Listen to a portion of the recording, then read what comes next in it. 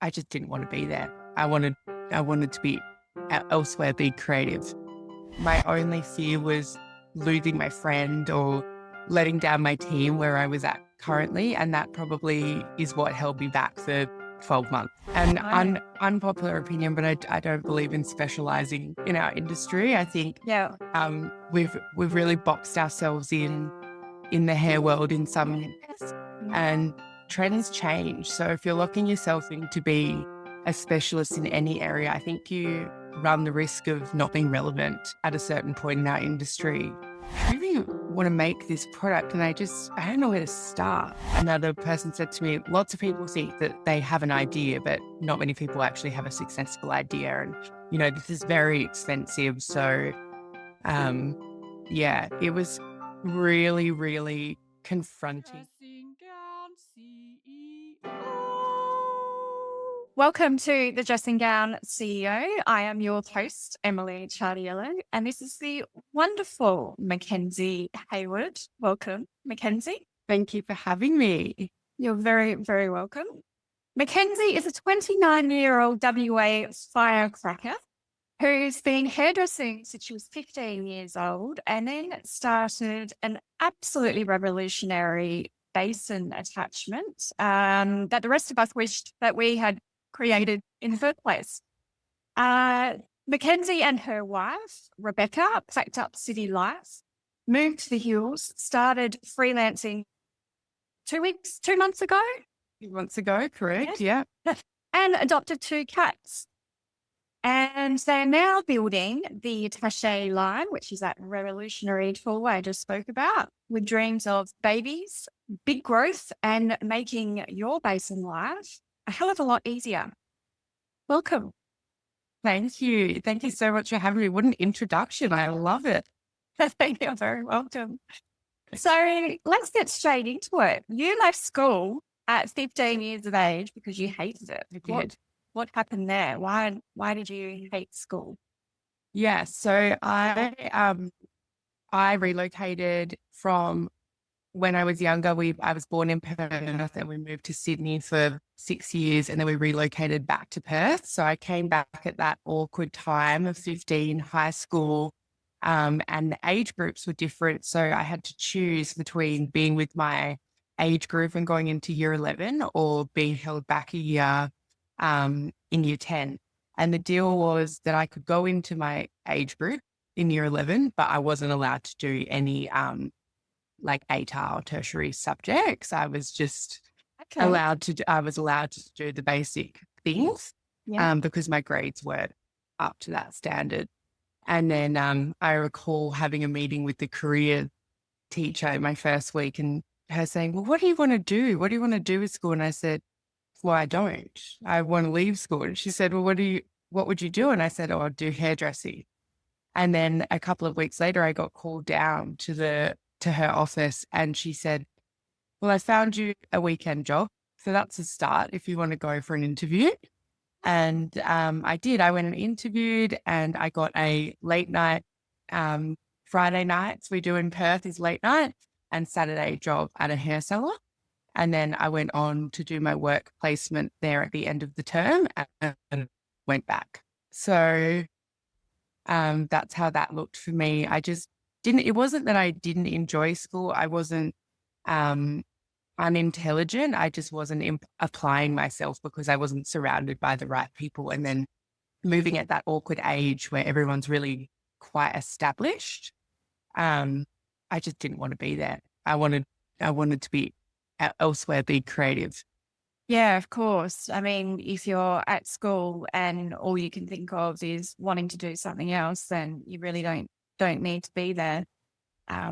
We actually told our son that he can leave school and go to another school, or he can get in an apprenticeship because he was just pissing our money up the wall, as they say. Yeah.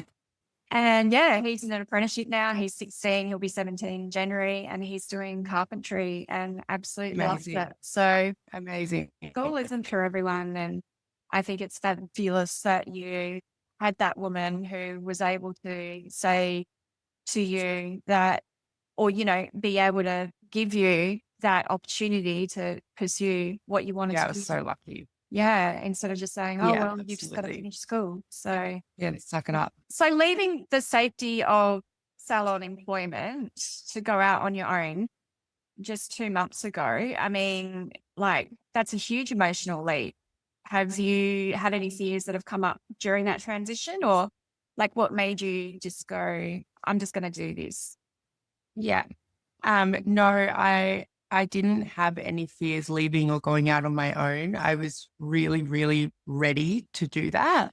My only fear was losing my friend or letting down my team where I was at currently. And that probably is what held me back for 12 months because I was working with one of my best friends. I was very privileged where I was.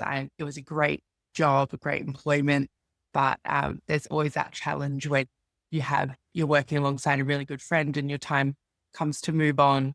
That was what was scary for me. But I was really lucky that I just communicated that I was ready and I was so supported and yeah, they held my hand all the way through to the next step. So the transition's been really, really easy for me because I was so ready for it. So Yeah.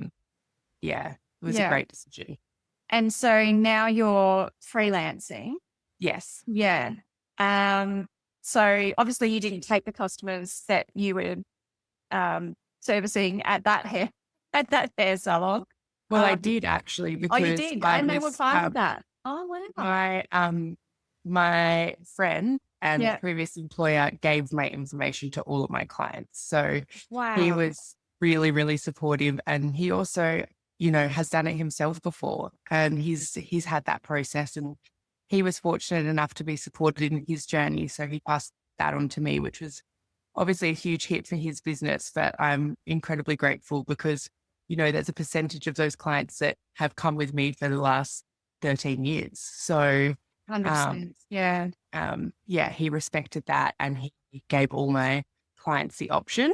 So yeah, that was really, I was so lucky because that doesn't happen often in our industry. And I think it's Yeah. a very sad thing. Salons don't own clients. So I think that the world is very different now in terms of if we're expected to post on social media, we're expected to respond to our clients. You're managing your own books. You don't have a receptionist 9 times out of 10 at the front who's gatekeeping all those that client information. Yeah.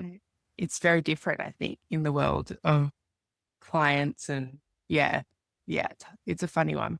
Yeah. I mean, they would find you anyway, wouldn't they? Well, yeah, power of social media now, absolutely. Exactly. Yeah. Oh, that's really awesome of your friend Salome Yeah, I was so lucky. do that as well. Yeah. So how many clients do you have? Oh, I don't know as a total number, but I work old school. I work back to back. So Yeah. no one-on-one life. And I'm fully booked until January next year. So it has moved very fast.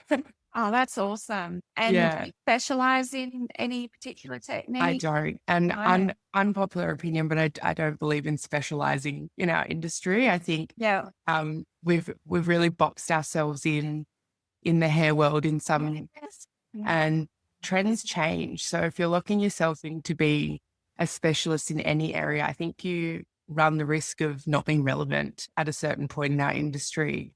And I really believe that hair, you should be able to do all the skills provided to you as an apprentice when you learn throughout your career. You should give energy to all of those things and continue to learn so that, you know, hair is not just a color or just a cut. You need to be able to marry both together to get a whole picture. So I Yeah. really believe in being able to be across it all in our industry. Yeah. No, it's actually really smart to think like that, because if you Yeah. are a specialist in one area, then you're basically blocking out all the other potential clients that Yeah. you could do the other techniques. Do you do Yeah. upskills as well?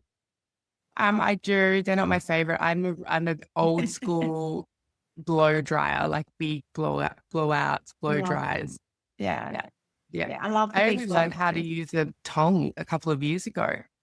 I was always so in my foundational blow dries, and I was like behind the times of tonguing. I had to get on board. So you were just using the big rollers to do the big hair? Yeah, so I do the old school, like leave the brush in. So I've got about 20 brushes and I leave them in the hair. Yeah. Yeah. I'd love to see a picture of that, one of your Oh, clients. I'll send you one. I'll send you one after the chat. It's great. Yeah, that'd be awesome. Very clever of you, Mackenzie. And so let's get into the Attachè line, because I am just so interested in how you started and like where that idea came from and where you're going and everything in between. It's just so crazy. I mean, what was the moment that made you think, fuck it, I'm just going to do this? Yeah. So the moment goes back to actually my friend and previous employer, Jake, when I was working for him at his salon ESOM. I had made a mention. We worked, we didn't have any juniors or apprentices. We were just start to finish with our clients. And there was a day, end of a big day, and I said, God, if only we had something at the Basin that could just hold your tools so that, when I was younger, we used to hold the bowl for stylists to color at the Basin, and I'm like, what a waste of a person. But we did do that. And I said, it would just make your life so much easier. And he was like, yeah, God, surely that exists somewhere. And I was like, no, it doesn't.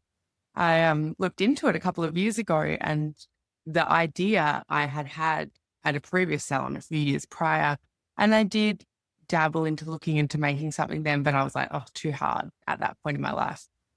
And he was like, well, why don't you make it? And I said, oh, no, too hard. And he was like, no, you can do that. You should make that. And from there, yeah, he kept pushing. I mean, the first foundation was, what would you call it? We should look at names. What would you call it?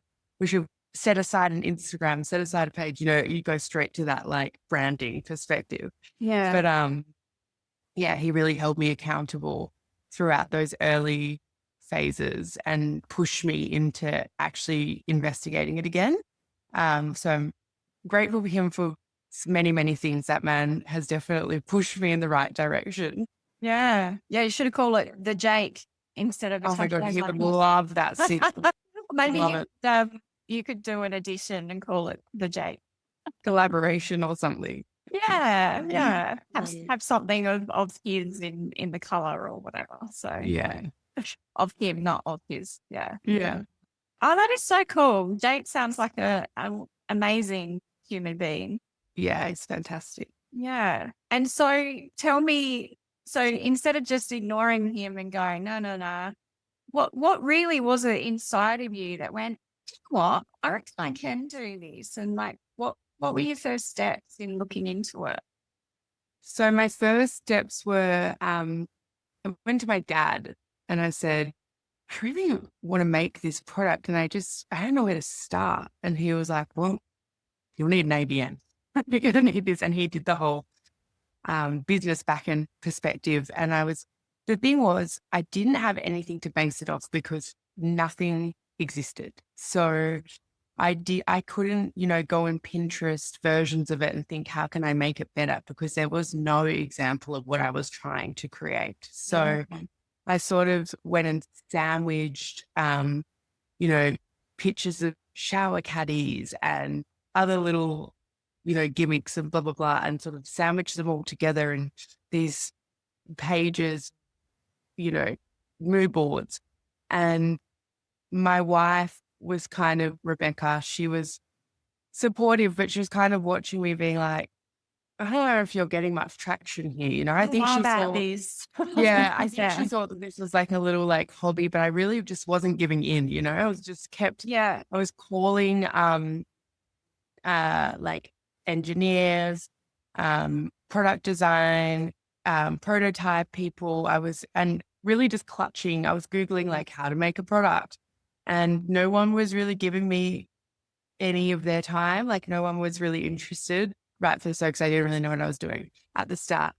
And after, a couple of weeks of me making phone calls in my spare time and drawing pictures, Rebecca said, well, why don't we call Corey, which is her brother-in-law, now my brother-in-law as well, see if he can point us in the right direction because he's an engineer.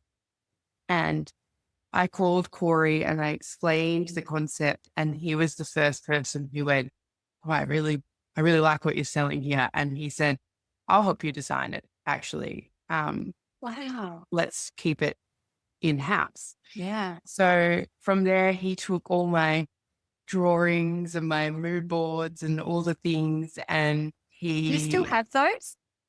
I do have a bunch of things, bits and bobs. I'm a bit of a collector, so I do have all the like original stuff. Yeah. Not a lot on this new phone because I've moved everything, but yeah, I've got a lot of the process, which I should probably whip out and start showing. Totally put that on Instagram so that people can see where you started and from the beginning. you designed it. It's funny. You didn't copy It's it. pretty funny. Yeah. The first ones were like, it really developed. Like it was such a team effort. It really, really developed between myself, my wife, Rebecca, and Corey. And then in the final phases, our manufacturer was a huge help as well. But yeah, from there, we had CAD designs. We were doing 3D prints, prototyping. My brother-in-law lives in Melbourne, so he would print a prototype. It would take 20 hours to come out, and then he would ship it, which would take 3 days to get to WA. We'd get it here and be like, oh, no, that doesn't work. Start again. Oh, no. So it's 3D printing that he would do, 3D printing? Yeah, for prototypes of 3D printing. And with 3D printing, I'm not sure how familiar you are, but... No, I am. My youngest was doing all sorts of different things. Actually, I can show you one that he did. Oh my God. That's amazing. Yeah. Did you put all that together? A little hermit crab. Yeah. That is so cool. Isn't it? So he did all sorts of different little animals and all sorts of things, but anyway, sorry, I digress. No, that's amazing. Yeah, it's so cool. But we would have, obviously, hairdressers are a bit clumsy. So the 3D printing material is nowhere near as strong as what you need it to be for an item like this. Yeah. So we would get them here. And even if we had a success, we would often break the success within the first 24 hours and they'd be like, oh, start again. Yeah. So there was a lot of that. And yet we really had so many people turn us away. Like it was a real eye opener to that age old woman trying to enter a man's industry. I got turned down by so many people saying, I have a product I want to manufacture and I'm ready to take the next steps. And people would just assume we couldn't afford it, or, we got recommended that we should just make our own molds at home. We would be able to get 10 to 20 out of our own molds at home, and like a crafternoon. And then, another person said to me, lots of people think that they have an idea, but not many people actually have a successful idea. And, this is very expensive. So, it was really, really confronting in the early days. And then anyone sent a little photo of your sales and a little card saying "fuck you" to each of them? I should. I feel like doing it. We did go back to there was this one the gentleman who suggested that we do like crafternooning. Crafternooning. I've never heard of that. Oh, he was like, you could just make your own mold using your prototype, blah blah blah. And he like explained the process, and we were like, we're not going to do that. We both have full-time jobs. Like, and I said to him, I'm not here to fuck spiders. I want 100 of these things. Like, I'm not making 20 in my lounge room. Like, this is ridiculous. Yeah. Anyway, we obviously did not use him. He was like, oh, well, yes, we can make you a mold and blah blah blah. Then, but we didn't end up going with, for obvious and he reasons. probably would have charged you like double than what? Yeah, it was his quote was more than double what we ended up paying for our initial mold. Yeah. But we did go back to him at one point because we needed a a new prototype for our bowl, and we just were unable to, Corey didn't have the time. He was working on a huge project, and we had the CAD, we had everything we needed. I just needed someone to print it. And I knew that he had the printing capabilities. And he was like, oh, how's that little tray going for you? And I was like, oh, fantastic. Actually, we're in 29 countries. We've done like X, Y, and Z. And he was like, oh, wow. And I was like, yeah. And then he was like, what pitching, wanting to make our bowl. We were like, nah, no, thank you.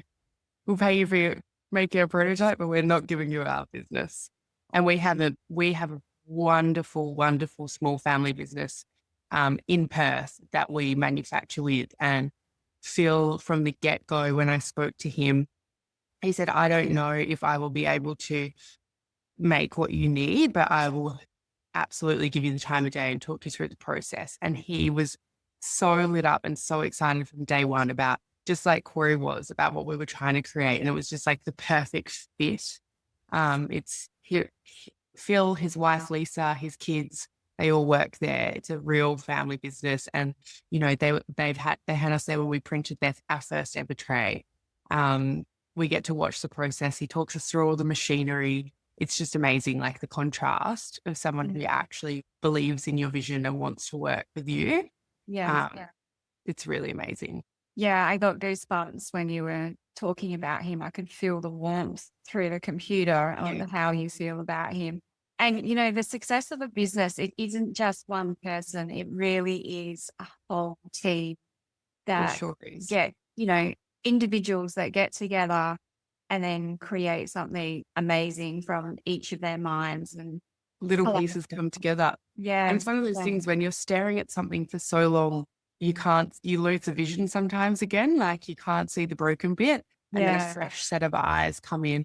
Phil was the one who actually came up with the final concept to make our clips swivel. So we knew we wanted the clips to swivel so that they could. Do you have one there at all that we can actually don't. Why do I not have one in front of me? We really should have one right. Actually, I might have one just here. Can you? Well, I'm sure you know what it's like. There's always something lying around. Oh, yeah. You make things.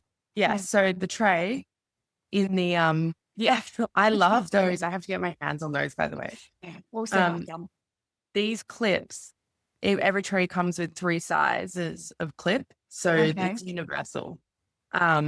They slide. And this is what Phil came up with we wanted the clips to swivel, but we couldn't really like hit the hammer on the head on how to make it seamless. Yeah. And he came up with this little contraption to keep them in there. So they've got, I don't know how well you can see, but they slide in from that little nub and then they swivel from side to side.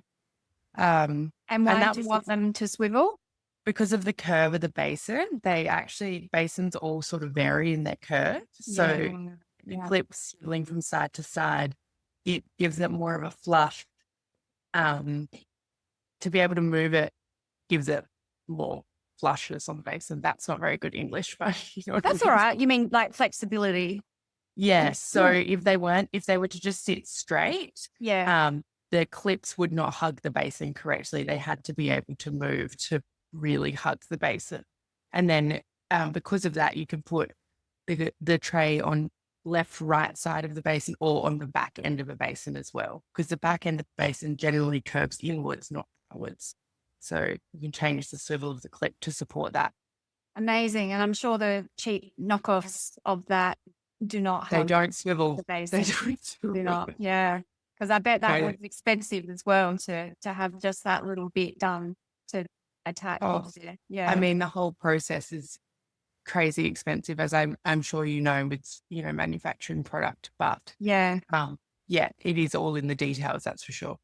100%. And if you're going to do it, you got to do it right. You can't skimp on different areas and then produce the products that you're not happy with, because then you just don't sleep at night and everyone suffers around you. And you definitely don't want people in your inbox and your DMs saying they're not happy, because that's just never a good feeling. So no, that's got to get it right. Yeah, fortunately that rarely happens with us. Yeah, sometimes we may have when they're packing the foils, sometimes a worker has packed the foil into the box too tightly. And so when you're taking out the foils, they're all connected together. Sometimes I've never had that problem. out of 12 years, we've had maybe 3 or 4 emails saying that, but as soon as so we get, amazing. That is amazing. thank you. Yeah. As soon as we get any complaints on anything, we are onto it straight away. We're onto QC department, and it's me Yeah. to them saying, what the fuck? Do not allow this to happen again. Yeah. Yeah. We just had I'm fresh off the back of a lesson learned, I suppose. We did a really cool Black Friday incentive where we gifted a free tray, and these trays were a marble tray. So what happens in the process of us changing our colors in our machinery, every time we do that, it spits out 5 to 10 mixed colored trays. Yeah. And we can't replicate them. We can't make them. It's just a part of the natural process. And a manufacturer would throw these away. They're no good. They're mixed colored. Whereas Phil was like, look at this, really cool. And I was like, I love those. And I've collected them for the last 18 months. And I really love them. And I could never figure out what to do with them because we can't replicate them. They're so unique. And I had so many of them, it wouldn't have been practical to take a photo of each and every one to sell them individually. Anyway, lo and behold, Black Friday came around and I thought, what a good opportunity to gift these to people who purchase from our site. Yeah. So we did a big, you do the ads and all the things to do it. And it was really successful. And I was so excited because I'm a gift giver. It's my thing. I love it. And these trays particularly were like quite special to me. Anyway, I was very proud and very excited. But then a week later, I started getting all these emails of people who did not like their free gift because they didn't like the color they received. They didn't like the pattern. They didn't like the thing. And it was just awful. It was just awful. We've been so fortunate. We worked so hard to create a premium product that we haven't had a lot of negative feedback. And I was just getting this influx from a free gift. I was like, I know, I cannot believe that they're complaining about a free gift. It's like, oh yeah, thanks. It's not what I would buy, but thank you anyway. Throw it in the bin. If you don't like it, it was free, or gift it to someone else. But I was like, I'm actually not sure what the resolution is because I can't give you a refund. I can't give you a credit. It would cost you more to send it back to me. Yeah. So yeah, that was gut wrenching. Yeah. So and the lesson there was, don't give things away for free. And you know what you could do though? Make sure that you really, really, really hammer down on the descriptions of everything. Yeah. Yeah. You do have to be very precise and very descriptive when you are selling a product that they're not used to, for sure. Yeah. Yes. But what you could do is you could have an outlet store on your website.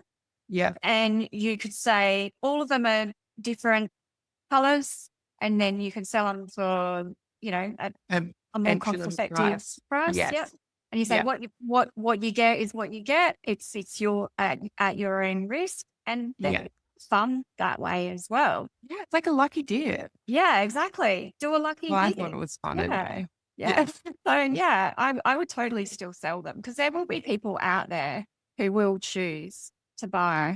Yes. Yeah. Without it being like a gift anyway. So anyway. Yeah, that's true. Well, we sold out of not sold out. We gifted all of them this Black Friday, but when we manufacture, we get a bunch of them. So maybe I'll recollect. Who knows? We'll start again. Yeah. I reckon just have an outlet store and see what happens. Yeah, that's a good idea. I like that. Well, that's what we do when we have because, we manufacture boards here, and we were doing different colors and just trying out different, because you can't quite tell until it's actually printed. It's complete, yes. Exactly. Yeah. So then we put them on the outlet store, and then if we have some foils that arrive dented or damaged, we will put them on the outlet store as well. So yeah, it just saves wastage as well, which I think is really good. Yeah. And they know exactly what they're getting as well. So yeah. It's about being clear, isn't it? Oh, I love that story though. That's so cool. So, Yeah, so thank you. cool. And so how many variations do you have now? Is it colors only, or do you have different varieties of the trays, like size? So colours only at the moment. Yeah. We sort of went back to the chopping board because our big request we were getting was that people were like, I like to use two bowls at the basin instead of creating a second variety, which we did start working on. And we thought, for me, the aesthetic of the tray was really important as well, Yeah. and that it was sort of streamlined in the salon, that it didn't look out of place. It didn't look clunky. It still had to be attractive. And when we were trying to make, like a second bowl holder, Mm. it was looking really big and clunky and it just didn't feel right. So instead of doing that, we actually released our own bowl that press fits into here. So it clip locks in. This is a universal bowl holder. So it holds any bowl up to 12 centimeters, but our bowls actually like clip in so that you can't bump them out. And then the handle of that bowl fits into the brush holder. So you can use two bowls at once. So instead of releasing a whole new tray, we brought out a new product so that people with a tray can just add on um, to their collection. And yeah, we have our core collection. So we've got the jet, pure, and blonde. So that's a black, white, and beige. They'll always be in our collection. And then we've released like little mini series over the last 18 months. We did a spring collection, which was pinks and oranges. We've done blue. We did our Australian collection, which was brown, green, earthy tones. Mhm. And they're just limited collections until they run out, basically.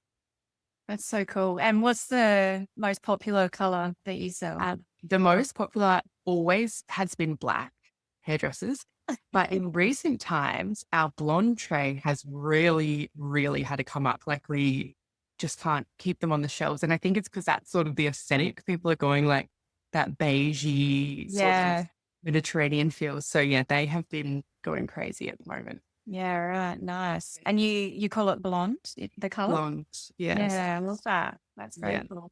Yeah, that's actually really in that sort of lemon butter blonde sort of color, isn't it? Yeah.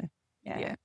Oh, wow. Thank you so much for sharing everything about the Attachè Line. Is there course. anything, am I pronouncing it right as well? Is it Attachè? Yeah, I think so. Attaché is like correct because it is a French word, but Yeah. with my Australian twang, I'm like attaché.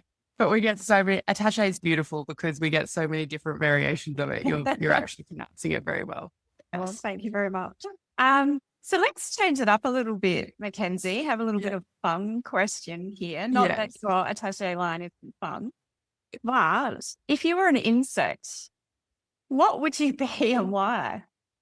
So I was going to say to you that I would be a butterfly because I feel like I've cocooned and reemerged so many times and like reinvented. But then I was saying that to Beck. I was like, I would be a butterfly. And she was like, oh, you're more like a moth. You're always looking for the light. So there you go. Always Something looking with for the me. light. I love that. So she's saying would you you're a be? very optimistic person then. Is that what she's saying? When I you don't know if she was light. saying that. I think she was saying I'm always looking for the next thing. You're always looking for the look. I don't know what she was trying to say. You're never satisfied. You just keep banging against that light, trying to get more and Really? more and more. Honestly. Okay. That is a very common trait amongst successful entrepreneurs. That they have this thirst, this hunger for more and more and more and more. Just need to be a bit careful with how much more I know. we try to fit in our lives. You know what I mean? Find the balance somewhere. Yeah, exactly. I was telling my son that I have joined the board here on the South Australian hair and beauty industry. And he's like, association. And he said, why? And I said, well, because I like to challenge myself. I think it's the next step, and it will be great for the board to have someone who's fresh and my ideas, and then I can also help elevate the hairdressing industry, which is part of my mission. He goes, Yeah, I love that. yeah, but you complain about how much stress you have in the first place. Why You would already you have do so that? much on your plate. Yeah. And I'm like, you're 16. You're like, you don't what's have- another thing? Throw it on. Exactly. So you're married to a wonderful, supportive and beautiful woman, Rebecca. And I can say she is beautiful because I have seen her. She is gorgeous.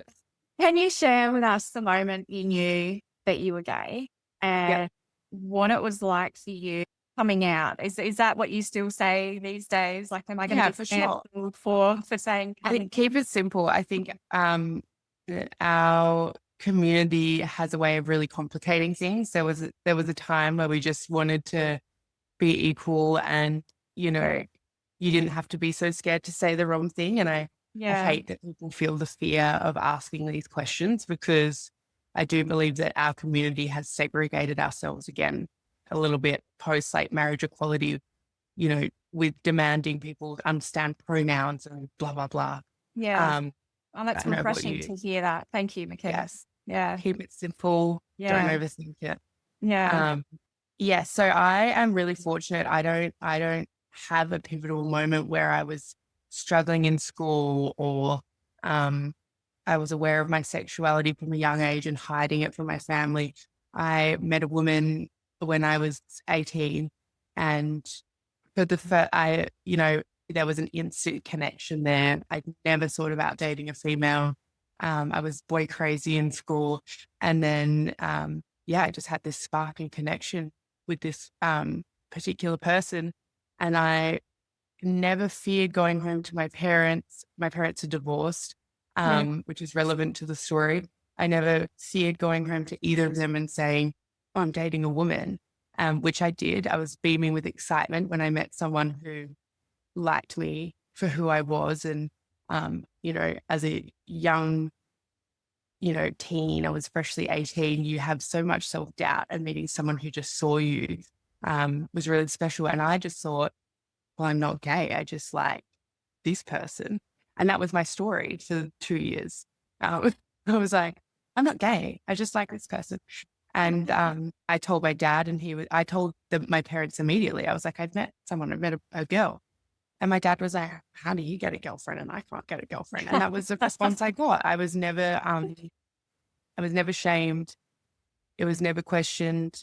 My family was always accepting. I was incredibly lucky. I ended up being with that person for 7 years. And then when we went our separate ways, we're still good friends now. I met Rebecca and we got married. So yeah, I mean, now I'm very much like, I am a lesbian, I'm a gay woman, and I could never imagine dating a man, but who knows, who knows what would have happened if I didn't meet Rebecca. But yeah, I was very fortunate. I don't have a struggle story with my sexuality. I've been very accepted by my family and friends. I've definitely faced challenges in the past in the chair with my clients, having the odd person who challenges your sexuality, or sort of doesn't really accept that you're with a female, but it's never affected me. I've always known I've always been proud to be who I'm with and who I am. So I love that. Tell me the story of one of your clients who didn't accept it. Like, what happened? yeah, so I have had in the past, I worked at a small point in my career. I worked in a little town that was quite like I ended up having like an older generation of clients for a small period of time. And they would just, I would say, "Oh, my girlfriend, blah, blah, blah." And they just continued to say boyfriend. Like, it was like, I no matter how many, Oh, like, correct the language, it was just like, I'm not accepting that, you know? yeah, Um, but those people are not my people. And yeah, that's fine. My clientele, I'll tell you, and I tell them, they're all my friends. Like, I don't service anyone who doesn't make me feel good, and vice versa. Like, these are my people. So I have not faced that for 10 odd years. So yeah, I'm very lucky. I mean, I come from a place of privilege with that. So yeah. Oh, I love that. I love the fact that you won't have a client that you don't feel comfortable with. absolutely not. And that's not just with my sexuality, that's with anything. If I will not sit with someone for 2, 3, 4, 5 hours of my day is not my person, doesn't align with me, doesn't make me feel good in exchange for me trying to make them feel good. So, So tell me about that. How do you get rid of them? So say they sit in your chair for the first time and you're like, oh, no, not feeling you.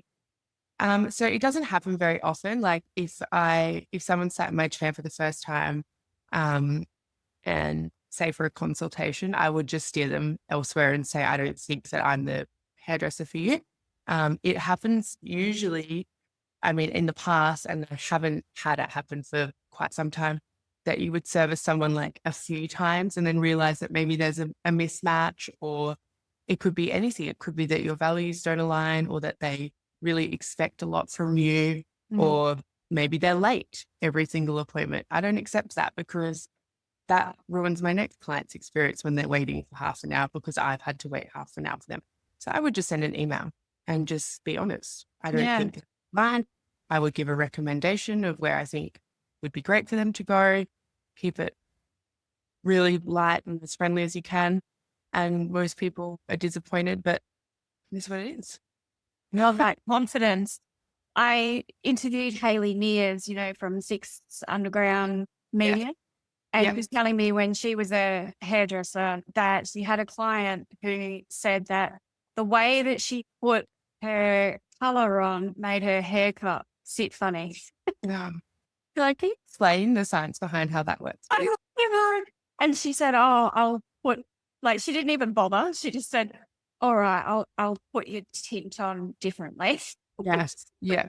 How would you like me to do it? I'll do it that way. Yeah. It's so funny. The things that people not in this industry think about hair and how hairdressers operate. And how it all works. It's very funny. Yeah. So from your childhood, were there any moments that you can recall that have shaped you or driven you to be who you are today? Like, you're a very confident young woman, and what you've achieved is just absolutely incredible. Where does that tenacity and drive come from? I am surrounded by hard workers. My parents work hard. My siblings work hard. My pop was an entrepreneur who owned butcher shops, which is unique and random. But like I mentioned earlier, I come from divorced parents. My mum was a single mum of 3. So I watched her, and we lived in a different state to my dad. So I watched her really work her ass off to keep us afloat. As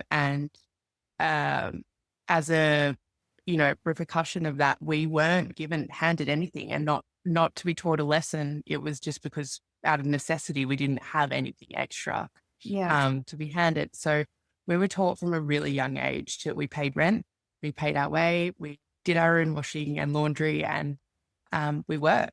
And that's how we were raised. And at the time, maybe it felt cruel. I remember looking at one of my friends, and her mum used to make her bed and pack her lunch and blah, blah. My mum was out the door at 6 a.m. working at a cafe, which she owned. She owned a cafe when we were younger. And she wasn't home until after 6. So we didn't have that privilege growing up. And I would look at all my friends and think, oh, it must be really nice. But now I look back and I'm so grateful, because we were taught the value of money from a young age, and we were never handed anything. So we learned to work for it and to get it ourselves. And I'm so lucky with my family and the way that we've been taught lessons. All of my siblings are successful. We all it's within us to work hard. Yeah. It's definitely in our genes. Yeah. Having that kind of upbringing and witnessing your mum having her own business and struggling with, how many siblings do you have? So I'm a middle child of an older sister and younger brother. Okay. So 3 kids. Yeah. Wow. Yeah. My dad, my mum and dad split up when I was 8, and we were living in Darwin, and then we moved to South Australia, and my dad looked after us. So he was a single dad with 3 kids. I think about it now, and I think he was 29 or 30 years old with 3 kids on his own. It's incredible. Yeah.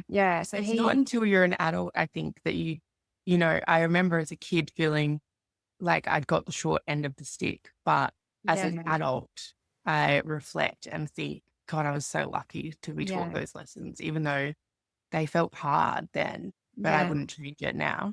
Yeah.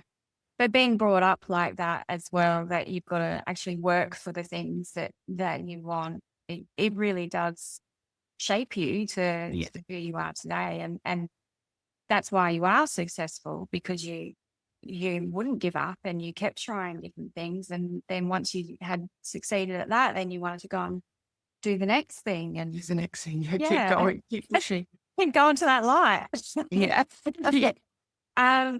So you've now had people copy parts or the whole thing of Attachè Line. Yes. So it's incredibly frustrating. I know. What are some of the most bogus or blatant things that you have seen on, other people's websites, or that they have said that they've done, but they really haven't? They've just copied you. So I wouldn't say I don't really look into it, if I'm honest with you. I get people sending me stuff. I get people sending me stuff all the time. I don't want to see the other. Yeah, and I'm like, okay, thank you. Yeah, these DMs. Just- Have you seen this? Have you seen that? I'm like, oh, really? yeah. I'm like, I'm avoiding it. I don't want to see it. I know. They The mean first well. two, I did investigate a lot. I was really like obviously obsessed with the first two. But the one that stands out, there's two. Sorry, we've got a visitor. I don't know if you can Hello, see. darling. I've got 2 cats. I absolutely Aspen. Yeah. She's a very needy girl. So the first one who did a similar product to us actually ripped off a lot of the copy on our website. So you could see that they'd actually basically copy and pasted our website. So that was super frustrating. I actually wrote to them and said, look, there's enough room for all of us in this industry, but the one thing that does suck is not having your own individual identity, and I'd really appreciate it if you were mindful of your language that you use, because a lot of it is a clear take from our website and social media. And they were like, yep, totally appreciate that. Thanks for reaching out. So that was that, and that's fine. And then we actually had one that copied it word for word, that they had foil me foils on their website. Oh my goodness. I don't know if they were No, trying to, SEO kind of get that redirect. Yeah, I don't know if It's that's what they were it's trying a to very do. slippery move. Yeah, but it was about posting out their foils, and they said, and then we'll post your foil me foils. I was like, You're like, your customer will not be seeing a foil me foil, actually. definitely not. Yeah, Terrible, isn't it? yeah. I had to I say stopped after that communication. I mean, I don't even look on the websites. There was the biggest one that was sucky to me was our first video that ever went viral. It got shared to Behind the Chair, and there was so many beautiful comments, but so many awful comments as well. About our pricing and yada, yada. I think there was a lot of misconception because obviously Behind the Chair has a big US market. So they were thinking our $99 was US. It's Australian. And there were heaps and heaps of comments tagging a big American brand saying, surely you can make this for cheaper. Surely you can make this for cheaper. Let me guess, from our? Yes. And then they did. Yeah. Within a couple of months, they have a whole team behind them. They were able to, bring out their variation very, very quickly. And that sucked. That really sucked, because I was like, you started from somewhere. And I know the story behind where their beginnings. Single mum in the kitchen, making everything. And I thought, wow, like your message has been really lost in how you build a brand. If you're happy to go and make a very different variation, but the same concept of someone else's.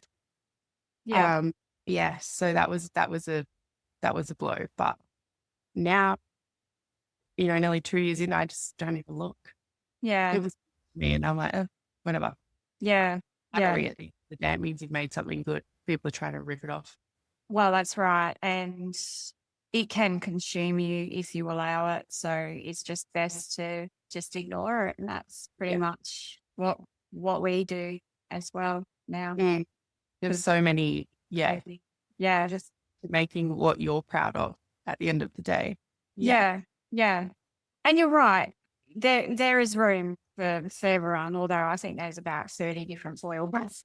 Yeah. There's a Now, lot, isn't there? and it's really cheapening the industry again, because the foils are cheap and nasty. They're not, made with the same alloy and embossing as ours, and the whole combination of ours is what makes it so amazing.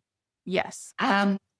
But it's when they copy your packaging design and the way that you speak about, Your language. Exactly. The language. That's when it gets a little bit frustrating. Yeah. Yeah. Yeah. So what have you learned about boundaries, confidence? Obviously you learned confidence, from your mum. Yeah. And protecting your creativity through the experience of being copied. Yeah. So I guess for me, the copying, it sucks, but I do try to think of it as a compliment, a flattery.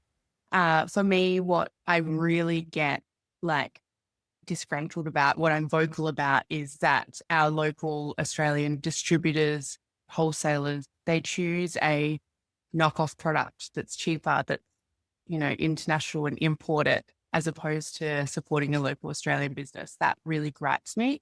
And I've just recently found my voice about it and be confident to speak about that. And I can confidently tell you that none of those products compare to ours that is made in Australia. We watch over it. Our product is made from a glass-filled plastic. So it's actually not just a PP plastic. It's got fiberglass in it. So I don't believe that there's a product on the market as good as ours still 2 years in. So, and I just think it teaches you to remember your values, remember your why, and to talk about these things and why your product is superior and why you made it and all the things behind it. And speaking up when people, proudly posting these imported products that they don't really know where they came from or what they're made of. And educating people on that, because it's important. I think with the way our world is now, we're not always guaranteed that we'll be able to shop internationally, and that if the tariffs in America have shown us anything, we could be cut off it. So yeah, it is, I think, important to support your local. And I think in our industry, when you speak so much about, we all speak so much about supporting one another, blah, blah, blah. I haven't seen the proof in that with our product. So yeah, it's an interesting one. It really is. And with distributors, you need to be aligned in your values, before you take them on. But even then, when you think that you're aligned and you have this amazing relationship, and you have done for many, many, many years, sometimes other people come into the business because the previous people are, getting older, retiring, that kind of thing. And then things start to change in the business, and they start taking on other brands. And you'll always find your people, though. You'll always find or align with those who appreciate how much effort, how much passion, how much love, how much, I guess, just that raw intensity that you have for the industry and for your product. You always find those people that understand that and that they can share that with you. Yeah. And they believe in it. Yeah. Exactly. Yeah. Yeah. Yeah. It's just people, isn't it? People suck sometimes. I know. It's challenging. We're in the people industry, aren't we? That's right. That's right. So you've shared that you want Attachè Line to grow so that you can one day be a mom. Yes. Yeah.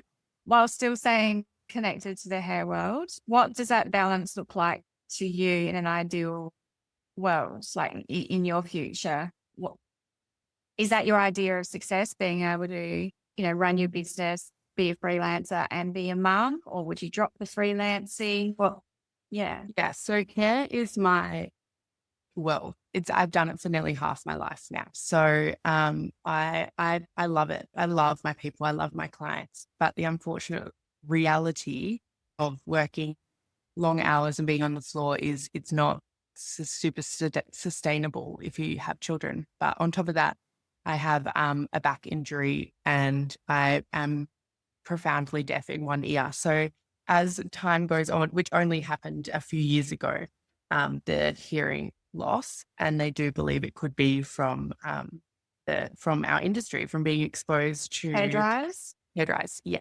Yeah. So as time has gone on, my body has started to face challenges from being on the floor and working long hours, which freelance has certainly helped. But I struggle with my boundaries with not pushing myself too far. So success for me is to feel healthy and be able to say yes to the things I want to say yes to. Attachè was born out of frustration at the Basin and wanting to make life easier and to take a little layer of stress off at the Basin, and also to protect our bodies a little bit from twisting and turning in funny ways. So I would love to stay connected to the hair industry through Attachè and be able to be at home with our kid if we're lucky enough to have one, and fulfill orders, be able to still go to industry events. And if that looks like me being able to go back to freelancing at whatever capacity I want to and whatever time I want to, that's success for me. I don't want to feel the pressure of having to go back to being on the floor, 3 to 6 months after having a baby. I want to have the freedom to raise my child that we have to pay a lot of money for. We have to go through fertility treatment, and it's not linear, especially in WA. Our laws are different here for same-sex couples compared to the rest of Australia. So it's no easy feat to have a baby. So if we're having one, what are the laws in WA? So there's different laws in terms of like how you can have a baby. So there's a few different ways in the same-sex relationship of which you can have a child. So there's IUI, which is where you get a donor, IVF, which is a donor in my egg, or there's reciprocal IVF. So reciprocal IVF is where you would use, say, Rebecca's egg and a donor, and I would carry the baby. That's not legal in Western Australia. And then there's also each state has different laws in terms of like counselling, wait lists for donors, all those sorts of things. So WA is still the strictest and most challenging in terms of fertility, which I think will Jake's change. such a wonderful person. Can he be a donor? Jake, are you listening? Jake hates children, so I think that's that's a question. No, that's I know we've joked about it in the past, and he's like, absolutely not, disgusting, ill, yeah. Hilarious. Oh, that's so funny. So that for me is to not have to have pressure to go back to being on the floor. Yeah, that's what success looks like to me. Yeah, that's awesome. And Rebecca, what does Rebecca do? I know that she is, co-founder of Attachè Line. So she's not the face of Attachè Line, obviously. No. She, as much as I try, she's not interested in being face forward. Yeah. Rebecca was in the Navy for 14 years. So she got out in the early days of our relationship and has been in mining, classic WA. But now she is the logistics manager for WA for a concrete and asphalt company. So she runs like a fleet of operators and trucks. Wow, very cool. Yes. So Rebecca is very much she deals a lot with like manufacturing for us, packaging. She does the heavy lifting, the back end. Yeah. I do the front end. Yeah. The logistics. Yeah. But she's, it's funny. It's been so eye-opening bringing her to like industry events and stuff. Like she loves it, but she's so like different world, very different. Yeah, I bet. Yeah, Illy's he's not the face of Foil Me, but he's okay to be on video and those kinds of things now. I mean, 12 years, so he's had to grow. Exactly. Had to get there. Yeah. There's always So, one who's just not as interested. yeah. So what problems in the industry do you dream of solving next? Are there more products or innovation on the horizon? Obviously, you're not going to Yes. say it here so that someone can go on create. So by the time that this podcast comes out, we will have released a new product, maybe two, but definitely one. And that I've been working on for a little bit. And it's a new, I like to stay in my lane. I'm going to stay at the Basin. So it's new gloves. Okay. And they are actually like quite a bit longer, tighter up the wrist. I'm a dermatines girly. So I get dermatines on my wrists all the time. Yep. Because the standard sort of glove only comes to about here. Yeah, I've and never I've designed, understood that. Never understood that. and the water gets in the top. So then your hand gets wet. Anyway, so I've designed a glove that's longer, protects all your jewelry, because I'm a jewelry girl as well. And yeah, that'll be our next thing. They're just a little bit thicker, so we're not busting through with our, engagement rings and long nails and stuff like that. And they've got a nice like grippy finger, so you can hold your basin tools. So they will be arriving this week, which is really exciting. So hopefully very get them exciting. and are they coloured in any way? No, black. Yeah, just black. Maybe in the future, but I just think, I mean, I do a lot of market research, and maybe in the future we'll do a color, but the black is just so practical for the Basin. Yeah. And then we're also at the moment making our tooling to manufacture our own tint brushes as well. Okay, cool. Yeah. So we will have your full Basin setup. Yeah, nice. All right. Well, guys, don't buy her tint brushes, buy ours. But yeah, I know. Wow, a little bit of competition. no, beautiful. There's a beautiful paint and pages. Don't worry, we won't step in your lane. No. Each to their own. I know you're not going to like copy anything that we've done. No, it's all good. Well, just incredible talking to you. So inspiring. Makes me want to like just dive into a salon and check out everything that's going on again. Like when we had an idea for the clips, that was me going into a salon. Sometimes you got to reimmerse yourself to get really inspired. That's brilliant. I just think that's so fantastic. It's one of those things, isn't it, where you're like, why didn't that exist before? I know. Thank you. Yeah. I mean, I was thinking like a magnet that you put onto a bowl, and then Illy said, what about a peg? And I was like, what about an office clip? And then here we are. So here she comes. Yeah. And I'm not spruiking it. I actually do use it as a fidget toy. Like, yeah. Great. It's actually the perfect size for a little fidget piece. Yeah. It is. Yeah. I like. You could almost actually add it to your little hairdo as little. Oh, absolutely. Yeah. And it's like versatile as well. So it's like super strong. And we actually got our 13-year-old to play with it, do whatever he wanted for like 2 weeks, and it was still fine. It was just lash it up a bit. Yeah. Let's just see how durable it was. Yeah. I love it. Yeah. It was so good. Well, thank you, Mackenzie Hayward. It has been an absolute pleasure having you on the Dressing Gown CEO podcast. Please share your contactables. I don't know if that's the right word. Yeah.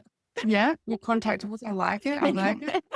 So you can find the Attachè tray at theattachèline.com or at Attachè_line on Instagram, or my personal hair page, Mackenzie Taylor Hair. That's where I'm creative and I'm doing what I do best. There you go, guys. Check her out on all those different platforms. And are you on TikTok as well? I am on TikTok, the Attachè Line on TikTok. I'm not a frequent TikToker, but that's where I do post my rants when I get upset about copy. I love it. Go and check out those posts.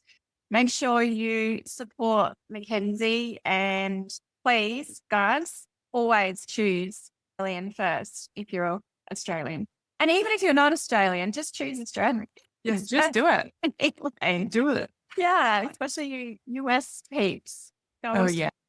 Having a moment, I think Australians are having their come up internationally. We're getting a little bit of light shed on us about little island down here. Yeah, exactly. Thank you so much for having me. It's been such a great chat. Yeah, it has. I really enjoyed it, and I hope for the next one we'll be talking about your next inventions. Yeah, fingers crossed. Can't wait to see what we both come up with. Yeah, okay, right. Yeah. And it only took us 12 years to come up with this the next time. I love it. I love it. You're diversifying. Once one idea flows, you might just get an influx of things that come through. Yeah, I'm sure. We still have some ideas locked away there. So yeah. Perfect. But as you know, takes lots of time and it does. God, it does, doesn't it? It does. Yeah. All right. Well, thank you very much. Thank you. I'll speak to you soon. Pleasure. All right. So have a wonderful, wonderful day. Thank you. You too. Dressing gown CEO.